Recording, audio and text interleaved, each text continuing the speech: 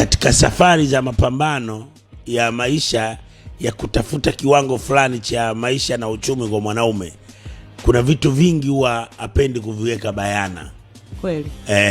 Yani kuna vitu vingi utatamani sana kuvijua kwamba kwani tunafanyaje hili?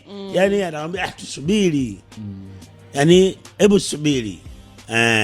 Itakuwa sasa, itakuwa vipi? Mbona kila siku haiwi? Itakuwa.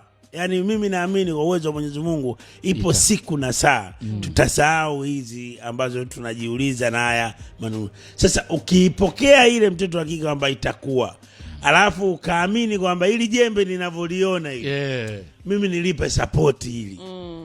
Acha nipambane nalo, acha nilipe mawazo, acha nilipe amani, acha nilitulize katika sekta hii ya akili na mtima. Oya Salma. Abe utoamini. Na wanaume wana sifa moja. Ndiyo. Ukitafuta naye kuni utaota naye moto. Ada.